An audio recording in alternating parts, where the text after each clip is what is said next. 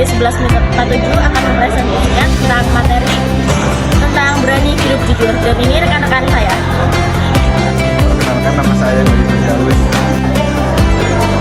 Perkenalkan, nama saya Krisnauli Wijama. Perkenalkan, nama saya Rian Septiani. Perkenalkan, nama saya Dwi Ferdian. Perkenalkan, nama saya Fajar Abdiana. Kami dari kelompok 2 mata pelajaran Pendidikan Agama Islam dan Budaya.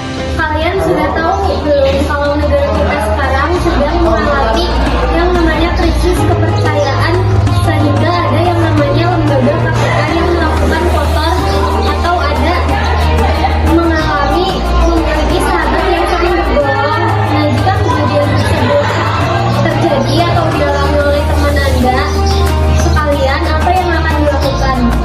Islam sebagai agama yang sangat mendukung kejujuran mengajarkan sikap kepada kita tentang bagaimana kita menyikapi berbagai tindak kejujuran yang terjadi di sekitar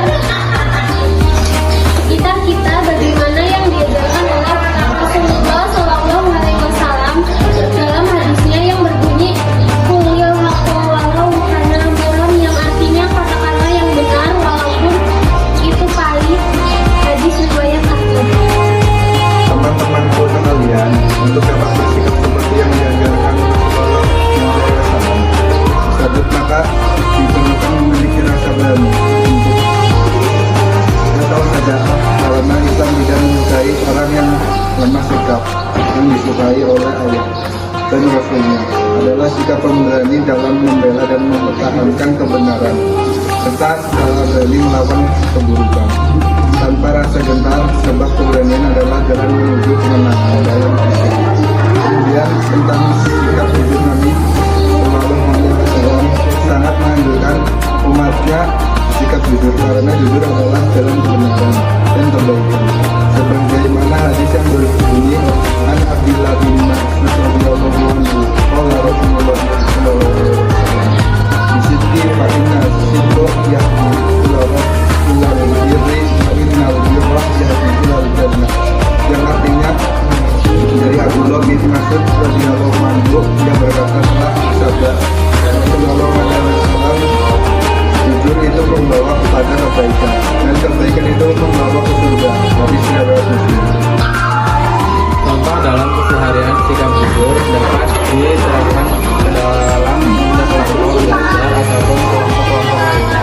Teman-temanku sekalian, Rasulullah sudah banyak memberikan contoh sikap jujur. Beliau bagaimana dalam sejarah Rasulullah bersikap jujur saat mampu membawa harta dagangan Siti Khadijah sebelum Siti Khadijah menjadi istri beliau, karena prinsipnya jadi kejujuran akan membawa kemudahan dan sebaliknya kebohongan akan mempersulit urusan hidupnya. Berdasarkan tempatnya, jujur ada 3 macam.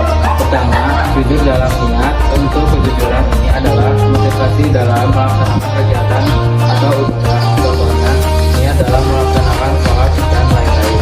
Yang kedua, jujur dalam ucapan. Bentuknya adalah menyampaikan berita sesuai dengan realitanya, contohnya menyampaikan pesan atau kabar sebenarnya dan seadanya. Yang ketiga, jujur dalam perbuatan, seimbang lahir dan batin, contohnya menolak korupsi dan tidak menyelesaikan dan lain-lain. Sedangkan berdasarkan tujuannya, jujur ada 3 macam. Yang pertama, pada diri sendiri, maksudnya tidak berbuat buruk karena bertentangan dengan hati nurani. Yang kedua, jujur pada orang lain, maksudnya menjawab memberitahu yang sebenarnya agar tidak berbohong. Yang ketiga, jujur kepada Allah, yang artinya bentuknya jujur dengan kewajiban-kewajiban dan larangan Allah. Kewajiban-kewajiban dan larangan Allah sebagai